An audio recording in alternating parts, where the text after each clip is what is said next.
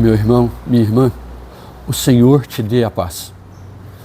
Ainda que você esteja passando por experiência de dor, de sofrimento, ou alguém da sua família, você pessoalmente ou alguém da sua família. Digo isso porque hoje é o segundo vídeo, e com ele nós encerramos, de reflexão sobre o testamento de São Francisco. Não coloco aqui porque eu não sei, né, aqui no próprio vídeo, mas aqui na descrição eu vou deixar o link para o vídeo anterior, ou você olhando na playlist você vai perceber que há um primeiro vídeo que fala exatamente sobre isso. Francisco falando que para ele o sofrimento físico, aquela doença, aquele sofrimento prolongado, para ele era pior do que a experiência do martírio. Em que sentido? De que realmente ele sentia a sua fragilidade e esperava em Deus a fortaleza, enfim, aquilo que a gente, quando lê o Testamento, a gente percebe que ao lado da fragilidade, a gente percebe também uma fortaleza espiritual muito grande.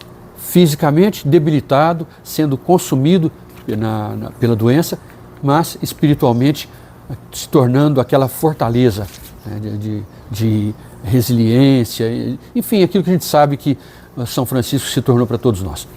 O vídeo está acontecendo justamente, é uma das reflexões que a gente faz durante o ano, por conta dos 800 anos do trânsito de São Francisco, a sua morte, a sua Páscoa.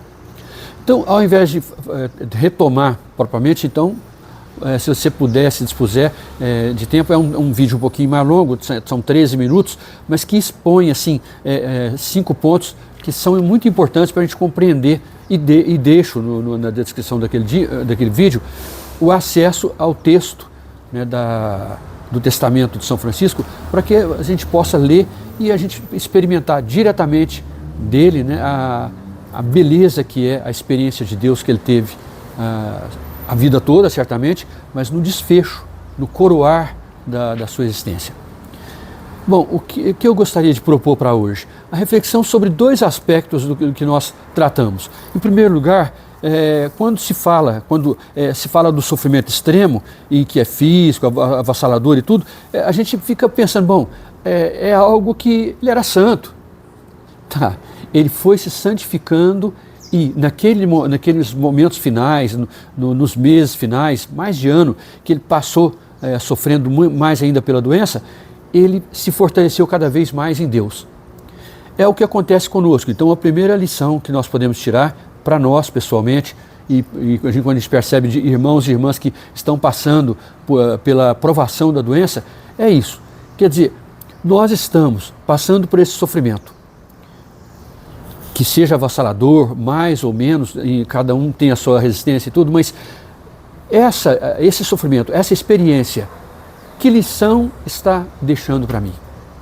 Eu estou aprendendo, porque Francisco, veja, ele experimentava a alegria, ainda que no sofrimento ele não perdeu a alegria, e justamente por assemelhar-se a Jesus, o crucificado, ressuscitado, ele estava feliz. Bom, outra coisa é que essa felicidade, essa alegria, ela não nega a dor, o sofrimento. Não significa que a pessoa deixa de sentir aquela dor, não. E não é um masoquismo, né?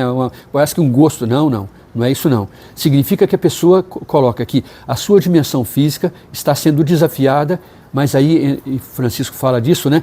Ele se entrega à vontade de Deus, para que a vontade de Deus se cumpra, se realize, não o seu sofrimento, mas que ele suporte aquele sofrimento em união a Jesus. Essa lição é dada por vários santos e santas no correr da história. Pessoas que experimentaram o que Francisco, imitando a Jesus, experimentou. E depois, essa alegria por estar realizando a vontade de Deus, e a gente poderia dizer que, junto à alegria, a paz. Ainda que o vaso externo, né, seja destruído, mas aquele conteúdo, o mais íntimo do espírito da pessoa, se mantém inalterado, né? E depois, o que a gente poderia tomar agora, a segunda lição, seria o legado espiritual, né, de São Francisco. Qual que é o legado? A gente poderia dizer a forma desse legado. É um legado silencioso. Nós celebramos no ano passado o Cântico das Criaturas. Alguém que no sofrimento e tudo, canta e louva a Deus. Mas aqui a gente percebe que há uma resposta que ele dá ao frade que o pergunta, o que era pior, como ele se sentia, né, em vista daquele sofrimento ou martírio e tal, mas aí depois dessa última lição, ele silencia. Nós, a partir do sofrimento, da experiência do sofrimento, nós aprendemos a silenciar. Nós aprendemos muitas vezes a falar, a reclamar, ou às vezes até a louvar e tudo, mas o silêncio, porque a oração perfeita é como um diálogo perfeito. Ele começa no ouvido. Será que os ouvidos do nosso coração, o nosso bispo antigo aqui, Dom Benedito, falava as oiças da alma, né? Será que o nosso ouvido interior está aberto para ouvir o que o Senhor nos diz ao nosso lado? Meu irmão e minha irmã, vou deixar para você mais aqui na descrição um link de acesso a uma breve reflexão também sobre esse assunto, mas sobre tudo isso, que o sofrimento tenha para nós o sentido que teve para Francisco, um transitus, uma Páscoa. É isso que eu desejo para você, meu irmão, para mim, para os meus familiares, para os membros da nossa comunidade e para esse mundo todo sofrido, frágil, mas que espera que a força da ressurreição do Senhor, da sua Páscoa, nos dê sentido de superação para todos os nossos desafios. Fraterno abraço. Paz e bem.